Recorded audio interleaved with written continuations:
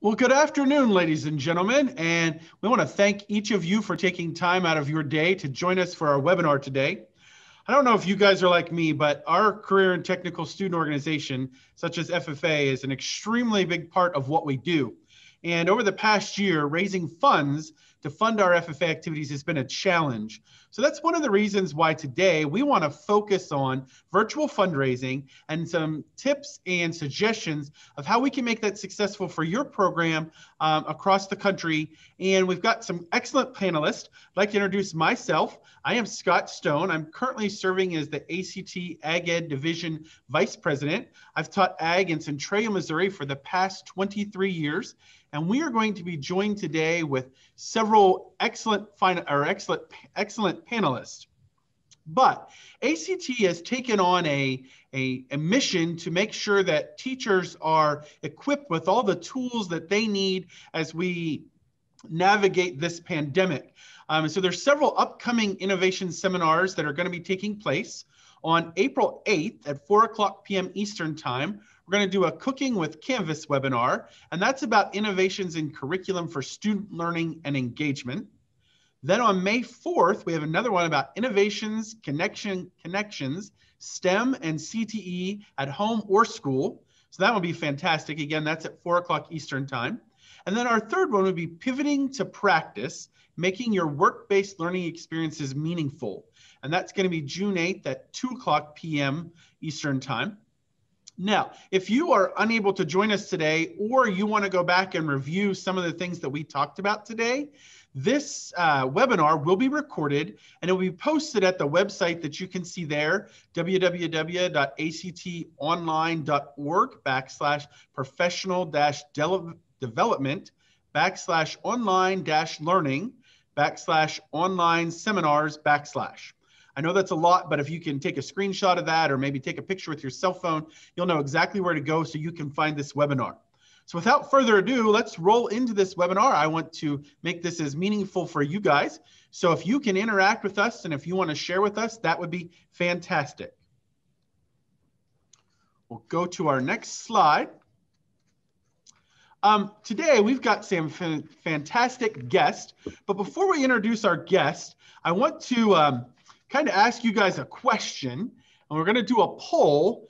The poll that we're going to do is your school participating in virtual fundraising efforts currently? And Brandy with ACT is going to put that poll up for us so that you can go ahead and answer that poll, and we'll share our results here in just a few minutes. So if you guys want to go ahead and vote for me, that would be fantastic. Again, is your school participating in virtual fundraising efforts currently? And while you're answering that, we've got a question. If you could answer it in the chat for me. What has been your biggest challenge in virtual fundraising?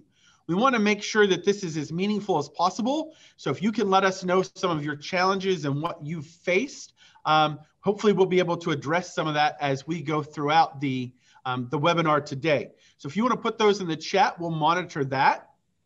I see some of the answers coming in on the chat. Fantastic. All right, the results looks like the vast majority of our schools are not participating in virtual fundraising.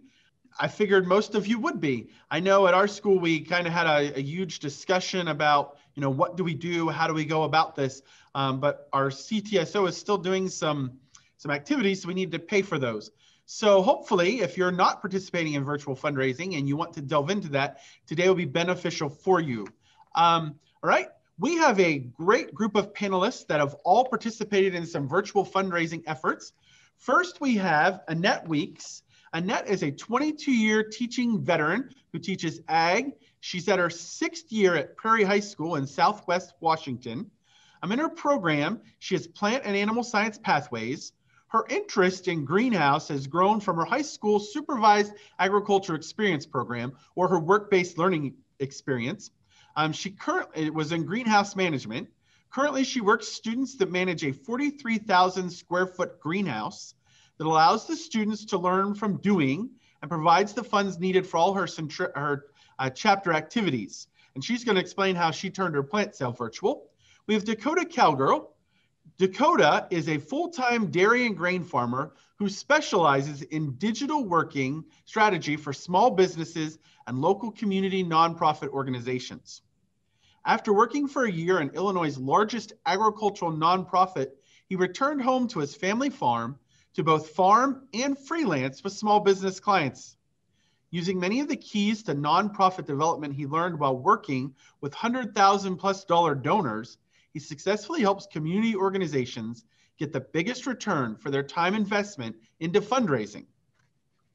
Since COVID-19 began, he has helped transition many fundraisers into virtual platforms while still retaining the principles of commitment to donors, including an online FFA auction for his home FFA chapter that he runs every year. Also from Illinois is going to be Jesse Faber. Jesse's an ag teacher, and he's at his 14th year at Pontiac, Illinois. This is his 5th year of teaching. The primary fundraiser for his FFA chapter provides about 85% of the chapter's donations from a live and silent auction held in conjunction with a meal. This year, moving forward with an online auction. He's in the midst of planning and executing the event. In a typical year, between 200 and 300 items will be donated, ranging from gift cards to sporting event tickets, to seed corns, to loads of rock, to Mary Kay basket items, and items built by students. He strives to have something for everyone and are proud of the success they've had. They're going to talk about how they took this virtual. And then finally, our last panelist will be Audrey Lent. Audrey graduated from California Polytechnical State University at San Luis Obispo with a master's in agriculture education in 2020. She's now an ag teacher and FFA advisor at Paulway High School, teaching sustainable and agricultural biology and art and history of floral design. She's led the Paulway FFA in planning and execution of several successful virtual fundraisers in her first year of teaching. I cannot imagine being a first-year teacher and having to do everything virtual. So I'm excited to hear what Audrey has to say.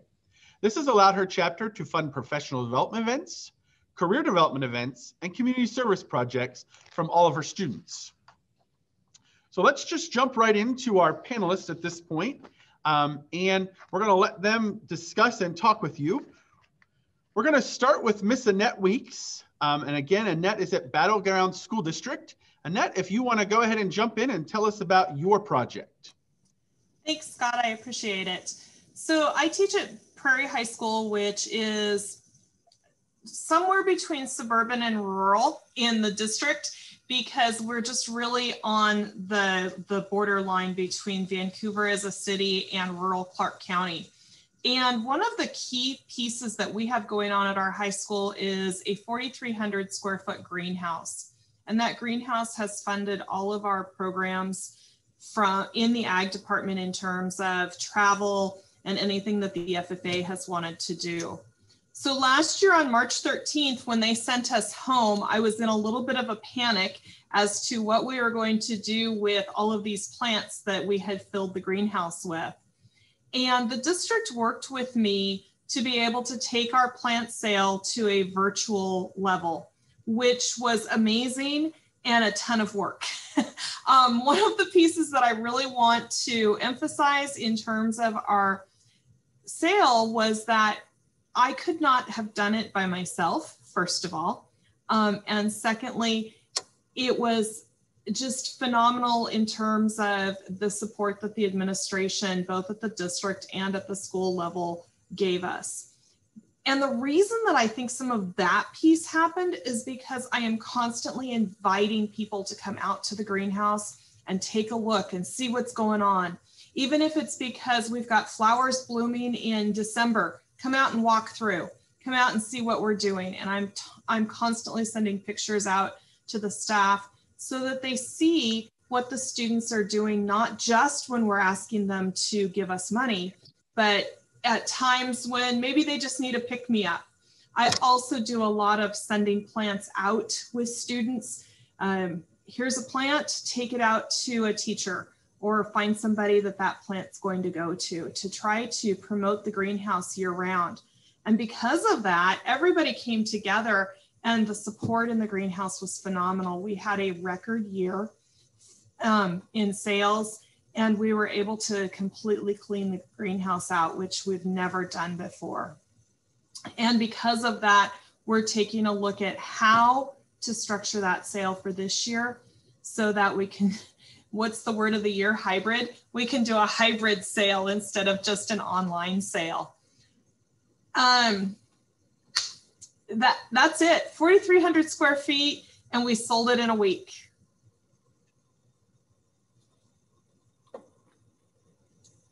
And how did you go about that, Annette?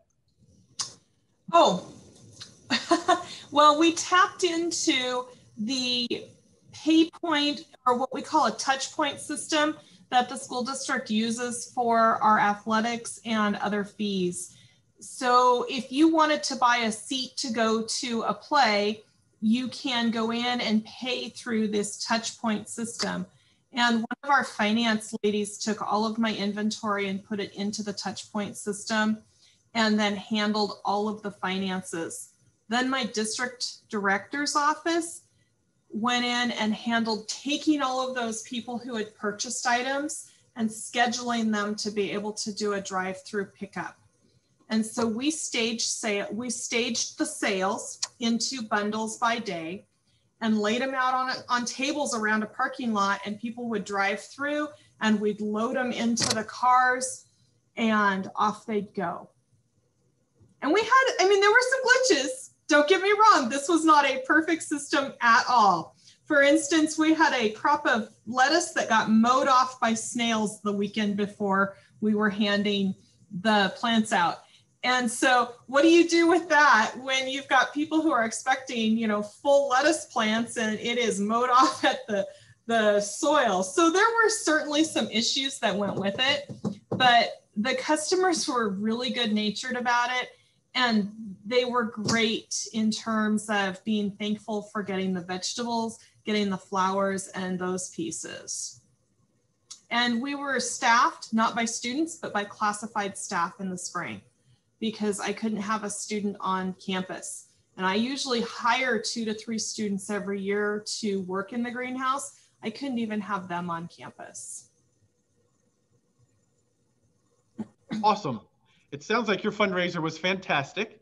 And hopefully when we get into some questions, we'll find out a little bit more. Or if you have questions specifically for Annette, if you want to put them in the chat and she can respond, that would be great. Or you can put them in general and we'll bring that up during our question and answer session. Next, we're going to move to Dakota and Jesse. They're kind of tag teaming. We're going to start with Dakota. So Dakota, if you want to go ahead and share with us, that would be awesome. And then we'll just roll right into Jesse. Hi, everyone. My name is Dakota Cowger.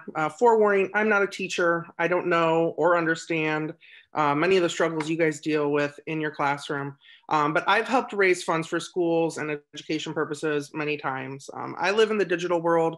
I work on digital strategy for small businesses, including like web design and social media strategy and digital workplace strategy. The pandemic kind of brought everyone into my world. I was kind of ready for this in many ways. Many of the organizations I work with are local to my county and my hometown and have either like one big fundraiser or multiple really small ones. This brought kind of the question up that you're all faced with is how do you continue to raise the funds virtually?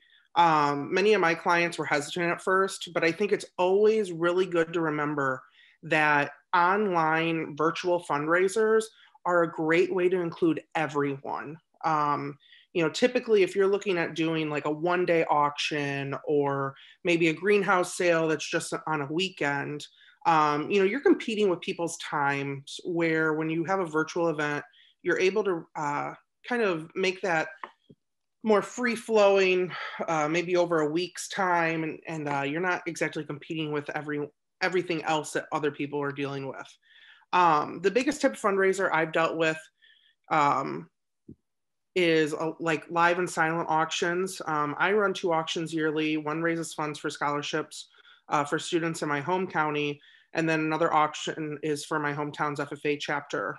Both fundraisers are typically a couple hours in a single day, and they raise $20,000 to $30,000.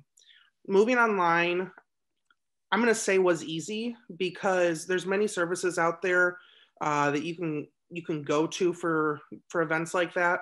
And I'll let Jesse kind of talk more about the services. But what I really want to touch base on more about is kind of when you're looking at going virtual fundraising and you're dealing with how are you moving all of the logistics online, it's important to remember that you want to be thinking about how you're connecting with your donors and your sponsors and your attendees. Being virtual, it's not as easy to, you know, actually shake someone's hand and talk with them and meet with them. And in return, it's hard for them to kind of see where their donation is going and how it's impacting. So I always like to make sure to remind people that you're giving your donors reminders of how you're using their gift to their fullest potential. You're giving their name the most publicity that you can to the community or your attendees. Being online, it's kind of easy with social media. If you have an event that's fully online and you're paying for a service like an auction service, you can offer presenting by donors. So you can offer businesses to say, if you give me like $300, I'll make it, you know, my auction presented by your name. And the other thing I always like to do and that we've started is giving them something that they can proudly display at their business. I know a lot of times that looks like plaques or something, but something super cheap that's cost effective is window decals that they can just put like on their front door or just in windows in the front, something that says like, we proudly support whatever the organization is. That's a really good way to connect with them and, remind them where their funds are going. And then taking that a step further, like how do you update your donors throughout the year? A lot of people are doing email newsletters which are strictly going to donors, letting them know what's going on, where their money's going, giving donors an end of the year postcard with numbers on like how their donations are impacting your program. For example, for our FFA auction that we have every year, we do I don't know how exactly to explain it, but as we go through the live auction portion, we have different items. And then we have an item that's just buy an FFA jacket. So for $50, you can raise your paddle. We record your number and we just add $50 to your bill. It's been really successful for us. Typically we're doing 15 to 20 FFA jackets a year. And so what we do is the fall after, so our auction's usually in February, the fall after when we're buying those 15 to 20 FFA jackets, typically mostly for incoming freshmen or officer or new FFA officers, we send out a little postcard to the FFA jacket donors just with like hey, this is, who got the FFA jackets and this is why it was important to them and whatnot. So just remember that. I think for me, I always like to hound on people to remember to connect with your donors and kind of keep them engaged in what's going on, because that'll really help as you either continue virtually or move back to in person. You don't want to lose those connections during this whole crazy pandemic. Jesse, you want to talk about the auction services and stuff? Yeah, we can. And I've been watching some of the questions in the chat as well, that I think I can, some of those things we can address, and some of them are going to be very specific. To talk a little bit about ours, and that's where I started working with Dakota. I've been teaching now for 15 years, and every year that I've been teaching, we've had an auction. My very first year teaching was at a different school, and I walked in, and that school already had an auction set up that they ran. And so I learned a lot from being through it as a first year teacher with a lot of support that they had going on. And when I moved to this school, we started an auction that very first year. And so this is the 14th year that we've run an auction here at Pontiac High School for the Pontiac FFA chapter. And as we looked at it, our auction has provided a tremendous amount of funds. We have I don't know, for me, a fairly high cash flow in terms of an agriculture program and student organization. And one of the things that I have learned through the time of running an auction is set your goals and set up your auction if that's something that you want to do for whatever your goals are going to be.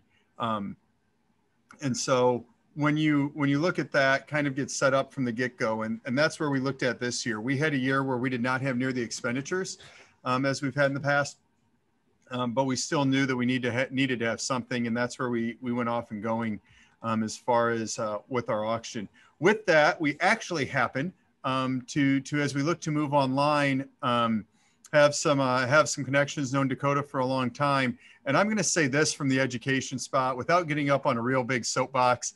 I think sometimes we spend too much time staying in our own world of education, looking for those solutions. And that's one of the big reasons that I thought we should bring Dakota in, because he's worked in nonprofits. I learned a lot from working with somebody who was not specifically in education.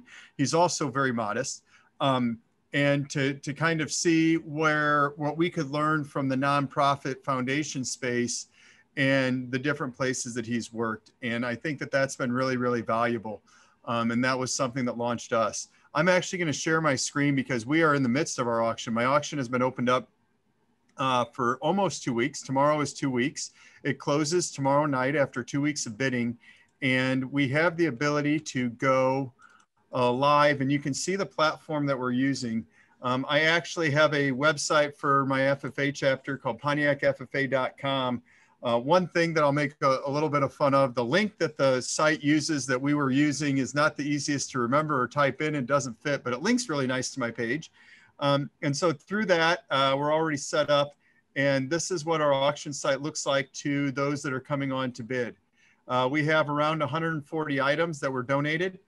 Everything from custom-made tumblers to a gift certificate to a tree company to Dairy Queen cakes. In our community, we have a wide variety of things, also have baked goods and things that were donated by a local chiropractic center. And I am highlighting this, but this is also, like, I didn't set up our page here for extra viewing pleasure today because I wanted to show you a little of what we have. This particular platform is called Excel Events. There's a number of features that I really enjoy on this, including the usability. It's very user-friendly. Not only was I able to figure it out from start to finish, but I had a lot of students that were able to get on here and help with putting things in here. They were able to take pictures of items and upload them. We were able to take that information and create all of this ourselves. In all honesty, other than the chat function, which is how their service is set up, is through their chat box. But we did all of this in terms of uploading and accessing to our for our auction that is going on right now. It closes tomorrow night at 8 o'clock and has been bidding and is actually doing very, very well. We've already exceeded our goal and have some folks that are, some of my students and officers are expecting that, hey, there's still going to be a lot of bids here in the last 24 hours. And that'd be awesome. Absolutely would be awesome, but we've done really well so far. I really enjoyed kind of listening to and learning a lot from Dakota as he talked about some of those functions and how we set up the auction and how nonprofit online auctions function that are different. And one of those things I'll say is that 2 weeks sounds like a really long time for me in terms of an auction being open. And I listened as I listened to Dakota explain this to someone else, and I thought, man, that seems like a long time. And he talked about it and used some examples from the nonprofit world. And I had skeptics in my own student group as well as my own alumni group. And I said, but the data shows, and I trust the data and experience that Dakota shared with it. And what I've seen has been exactly that. There's been lulls throughout the 2 weeks, and then there's been points where it's really picked up and gone. A few of the other features that are going on here is that if I wanted to go and bid now, for instance, on this firewood, I simply click onto it. It allows me to enter a bid of up to at least in $10 increments, but I can also go as high as I want if I were logged in. And then one of the neat functions to me from the bidder side is that once my account's set up, if I get outbid on that firewood, it sends a text to my phone. And so then I can respond very quickly with the text message if I want to increase my bid on it. I can also text into this number right here and I can bid using the content or using the number as far as what my bid is. And I know that some of my buyers and bidders are looking at that. I will say that we have more active bidders this year through this auction than in the prior 14 years of me running an auction. We have more active bidders participating in it. And I know that on the back side of it, I'm going to have all of that contact information of those bidders so that I can follow up and do exactly what Dakota had mentioned in that regard, plus be able to ask them back.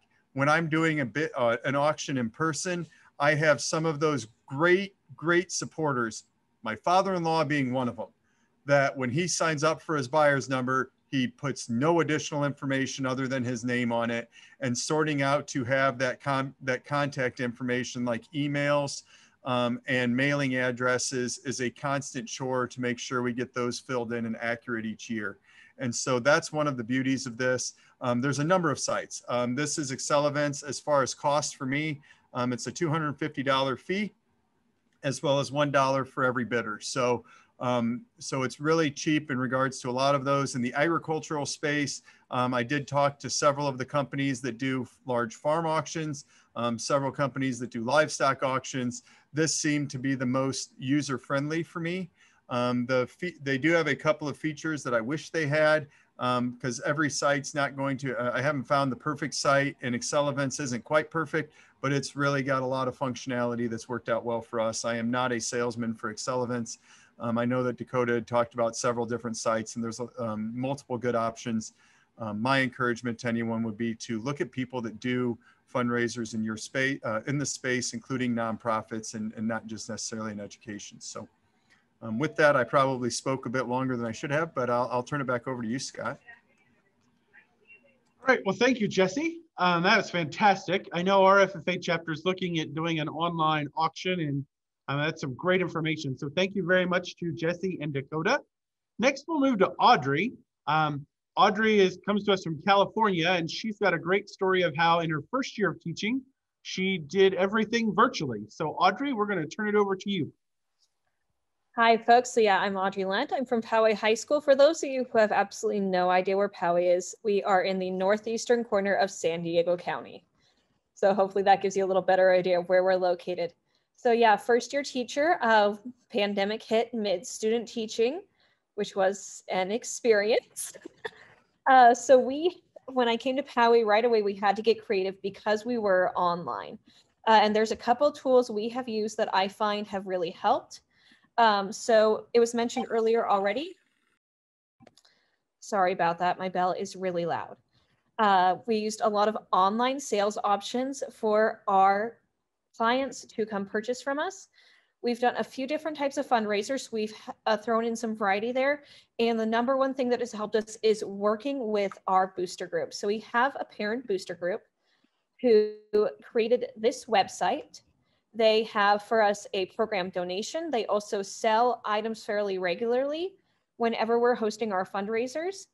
And that has absolutely been our biggest savior in making these fundraisers so successful, is having those parents and having supporters who are willing to advertise and provide us with a source for selling outside of the school, because we are not allowed to sell on our school website.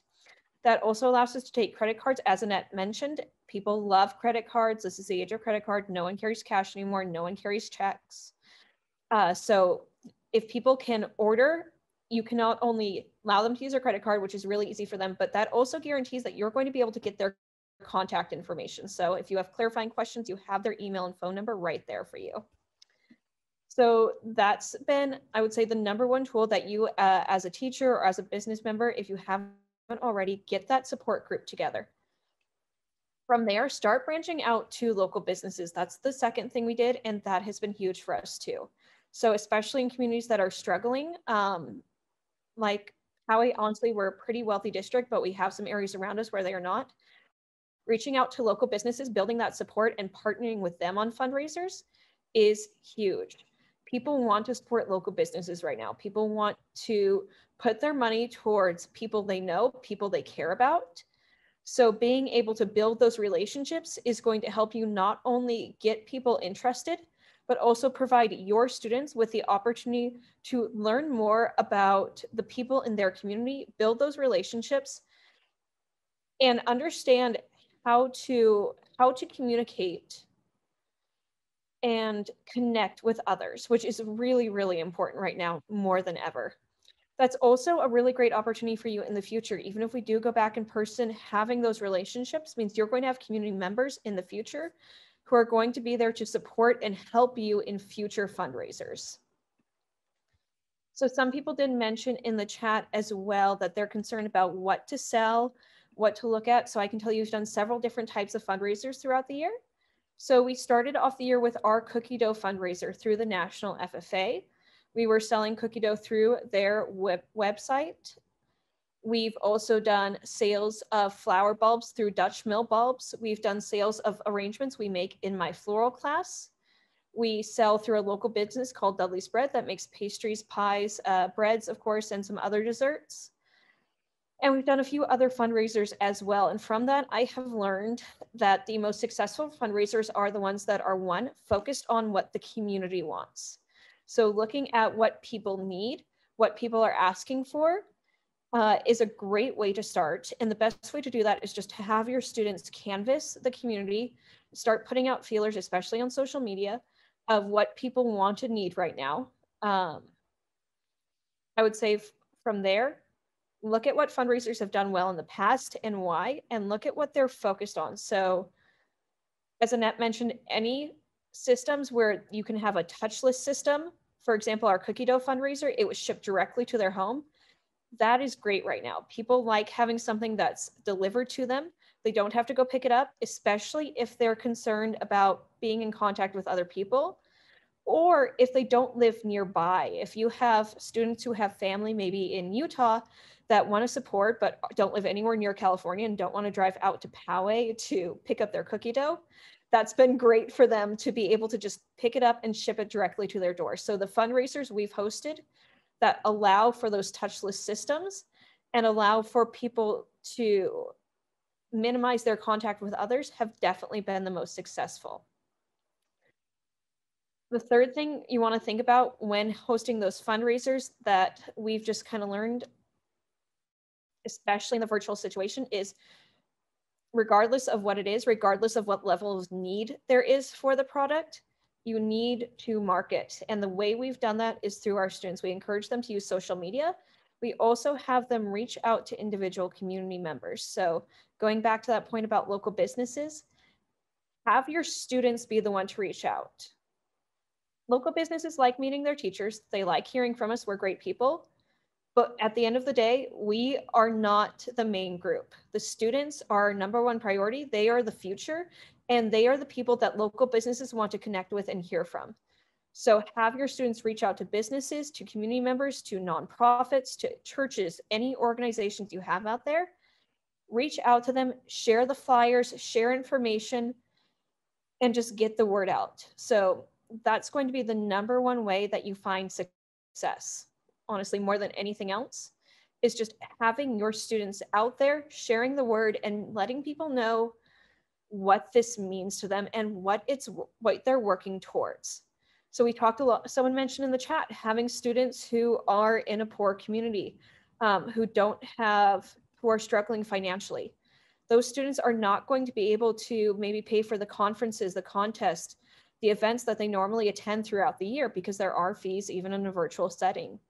So for them to be able to reach out to community members who can support them, who are able to even just donate $5 to support them, for that student to go back to that person and say, hey, because of you, I was able to attend this conference. I was able to go meet new people, to learn skills, to get certificates that I'm going to use to get a job, to go to college, to do whatever it is they want to do in life.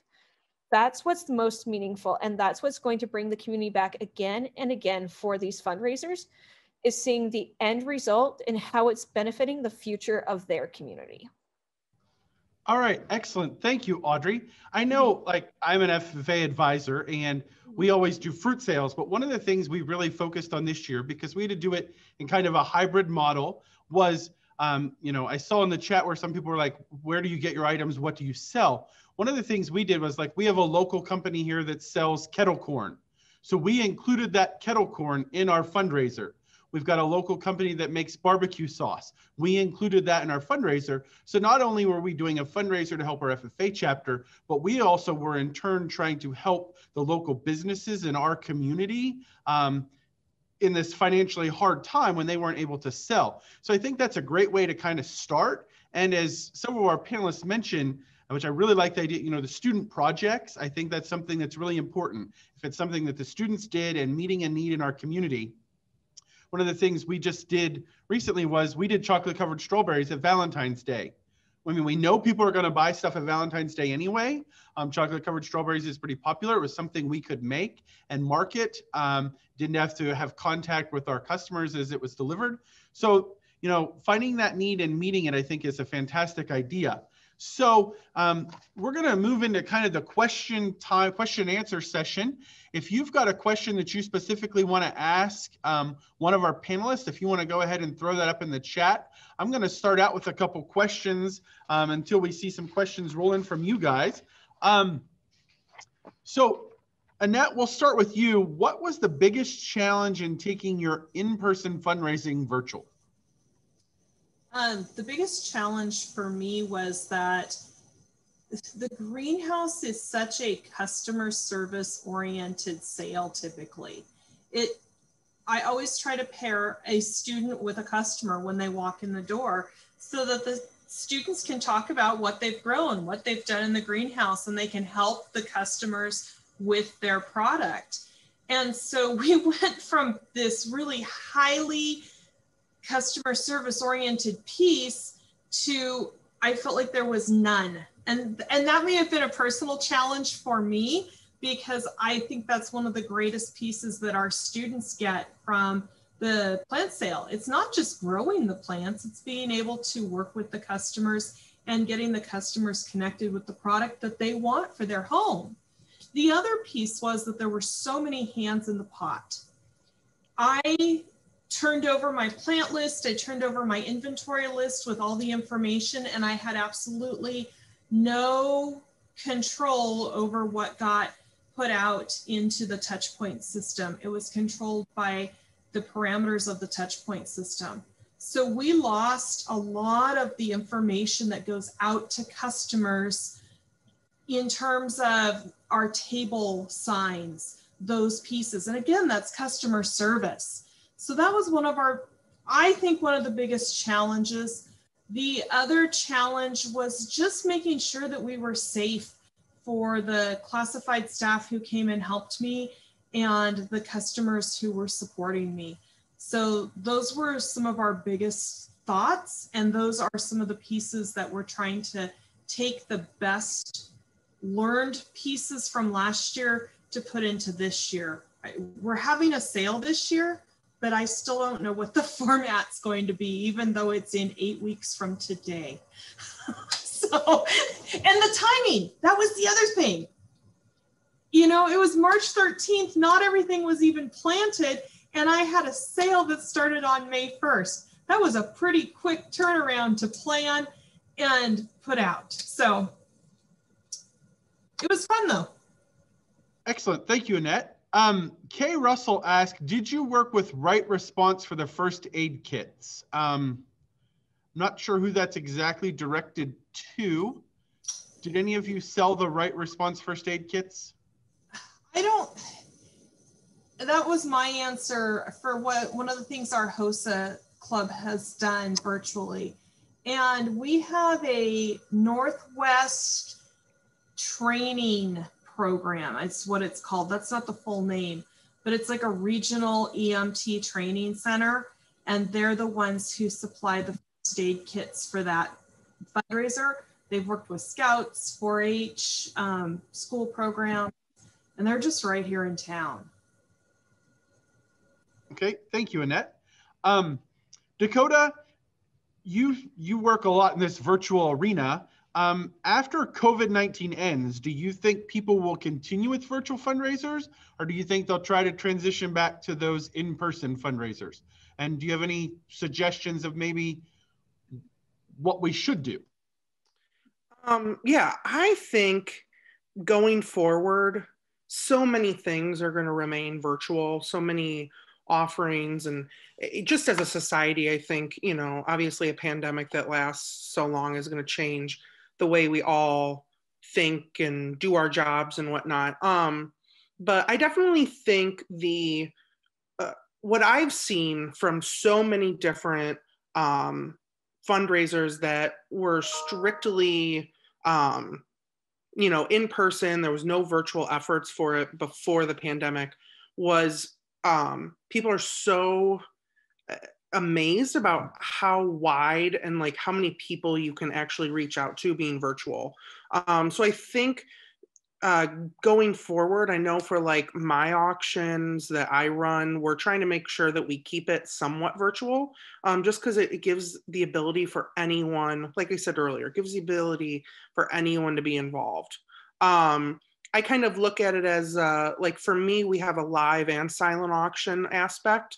The live auction is going to be in person, but next year, or well, hopefully next year it's in person. And then the silent auction we'll be doing virtual, and it will end, you know, an hour before the live auction or whatnot. And our checkout procedures and getting your items, like that stuff's not going to change, but we're still going to have that ability for people to, you know, that aren't attending the event to, you know, to be involved. I think the other thing that everyone needs to figure out, and if they haven't already, is their credit card processing. I know we talked about it a bit. It can be a struggle, especially I know working with your administration and kind of what they want or whatnot. But I think that aspect, you know, if you've had an online event, you pretty much had to have credit card processing at some point in time. So figuring that out is important to keep having that option for people going forward. And just always kind of having that in the back of your mind. I know that for us, for my hometown FFA chapter, it's super easy because our FFA alumni, which I'm the president of, which is like our boosters, we have our own bank account at a local bank. So like we use Square for credit card processing, and that's where all the money goes. So, and then our ag teacher gets a debit card and she can use it for classroom supplies or FFA registrations or whatever she needs it for. So that's an easier way to go about it. I know that most school districts have some sort of credit card processing. You just kind of have to talk with your administration and figure it out. Awesome. Thank you, Dakota. Okay, Jesse, I'm going to throw this one to you. It was from a teacher who said they're from a district that's kind of small and low income. How do you motivate students to participate, to grow the organization, and to participate in your fundraising efforts? You have to show them places of how they're going to be involved, and over time, and you have to see where it's going to benefit them, but also that if they work, that they will get benefit from it. And I think that's one of the big parts as far as where it goes. The other part, and I'll say this, and I say it a little bit with a smirk. When I came to this school as a second teacher 14 years ago and said, hey, you know, the group that I found to say, hey, are you interested in trying an auction? Wasn't the officers, it wasn't the upperclassmen. I happened to have 6 freshmen that were in my introduction to agriculture class that were coming down here to work on something while they were in study hall. And I got started with them because I got to thinking, like, if you put that type of investment into planning something, you don't necessarily want to have to start fresh every single year. My plan it's not been near as successful in one group training the next one as what I might like, to be real honest. But I think that that's part of it, is that, you know, you give them investment and show them that you're willing to give them responsibility, that you're willing to trust them with things, because it's not just about doing things that are painful or that are tedious. It's about them going out and being the ones that speak to businesses in the community. It's about them getting to create, whether it's social media posts or banners or flyers, and then they get to see those up in the community. It's not just that we're making them, you know, sweep up and pick up tablecloths at the end of the night. It's that they're involved with every process on it, and it's that teaching component like that. So I think that it's not just of, hey, now we're doing fundraising. It's about teaching kids how to plan an event, how to create a plan of action, set some goals, and go after and get something. And to me, fundraising, if we want our students to be involved with it, shouldn't be, oh, we have to do this. If you don't do it, then you have to come up with the money somehow. It should be about creating an engaging activity that they can be involved with on all facets of it.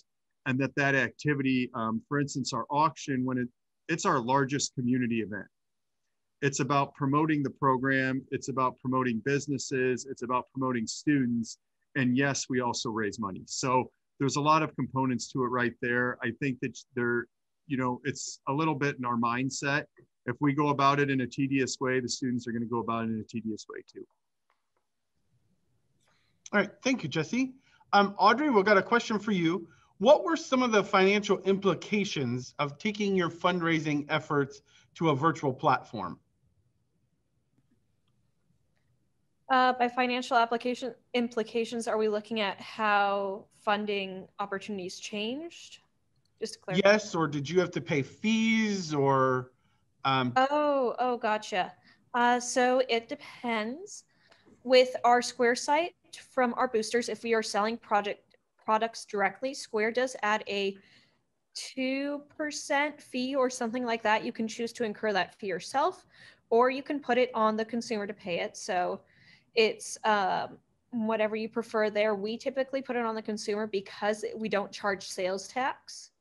So we don't really mind charging them that little 2% fee. With certain fundraisers, like the cookie dough sales, there is a trade-off there. So everything is set up for us with those sales. If you ever do it through National FFA, highly recommend it. You have flyers made for you. They offer you social media posts, captions, hashtags, all of that. They take care of delivery. They have a full website up and ready for orders. They make you your own fundraising site. But the trade-off there is we only get 35% of sales. So for us personally, it was worth it. That was our first virtual fundraiser, and we were quite overwhelmed. But that is something that you have to consider when organizing fundraisers, definitely, is if you're ready to take that cut and think about how much money you're really looking to earn from that fundraiser. So some of them, however, we have been able to get a little bit more back. And that's one of the great things about working with local businesses, is that you are able to negotiate with them a little more how much of the money you're going to get versus how much they get. And they're usually really flexible, especially if they understand that it's for students. Mm-hmm. Okay, excellent. Annette, did you have support in moving to virtual fundraisers? And how do you look for help when making the efforts to make these changes to virtual fundraising?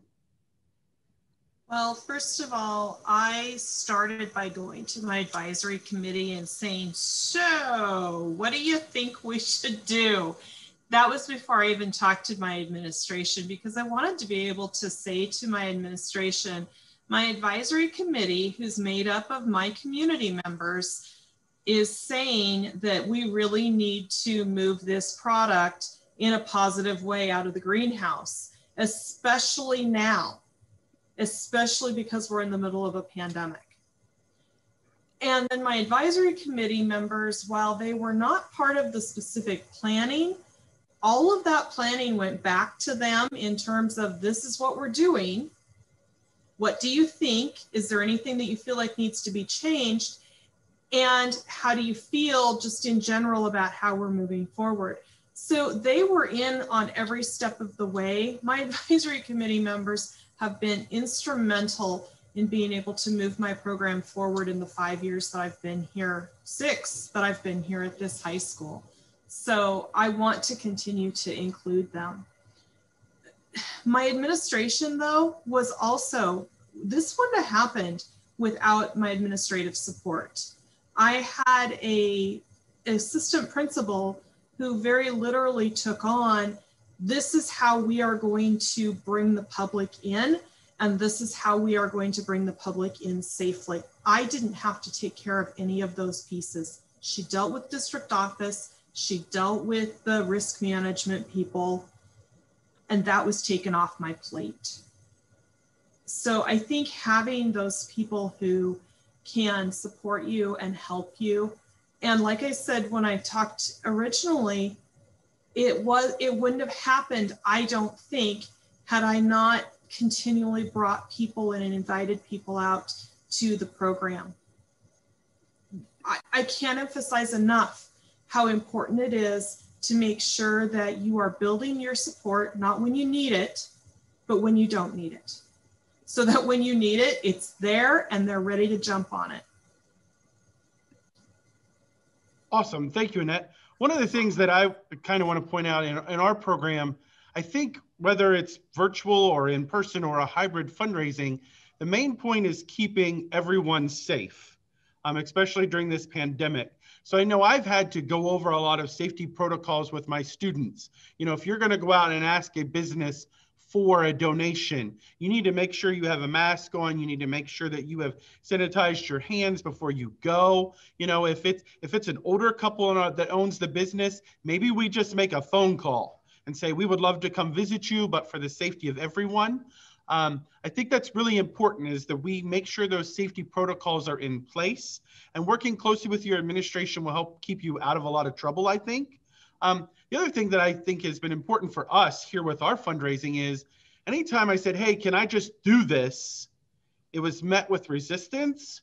But if I went in with a plan, okay, this is what I want to do. This is how I want to do it. This is what we've done in order to be safe. It's been much more well received. So I think if you can kind of plan that out ahead of time, that is very, very helpful for everyone involved. So we're going to kind of wrap things up for today.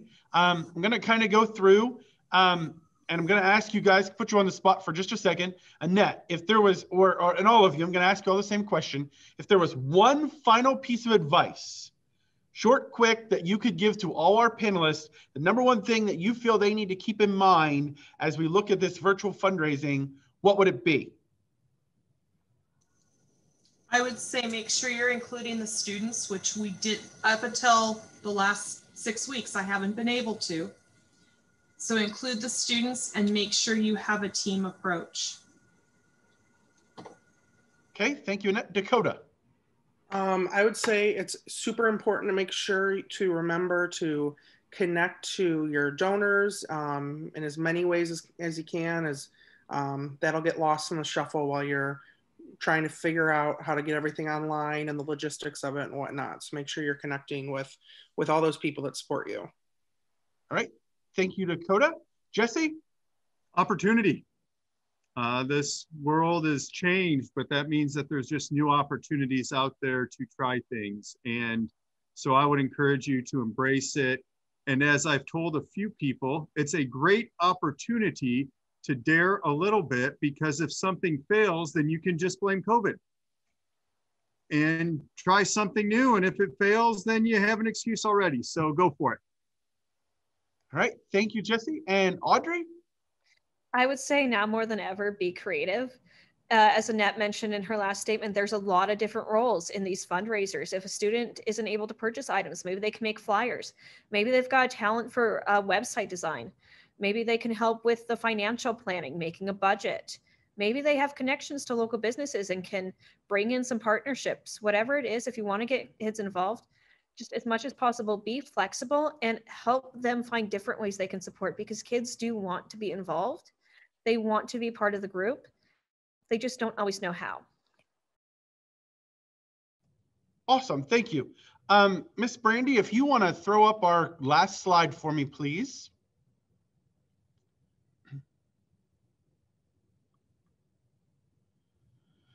I would really like to thank our panelists today. I think they provided us with a wealth of knowledge that we can all use and take back. But the other thing that I think is really exciting is all of our panelists have agreed that if you have questions for them, if you have concerns or something you think of afterwards, they would love to connect with you and help you in any way. Annette, you can see she's from Battleground, South Dakota, or Battleground School District, and her email address is there. Dakota's email is there as well. He's the owner of Decal Digital, Full-Time Dairy. and a grain farmer. Jesse, who teaches in the state of Illinois, his email address is there. And then Audrey out in California. So kind of got all over the country here. But thank you very much to all of our presenters. As you can see, you can find our information about ACT on here. I want to thank the ACT staff for putting this together for us. Miss Megan is our ACT board coordinator, and she has she's going to get this information up on the ACT website, as well as Brandy will be helping her with that. So thank you very much to all of them.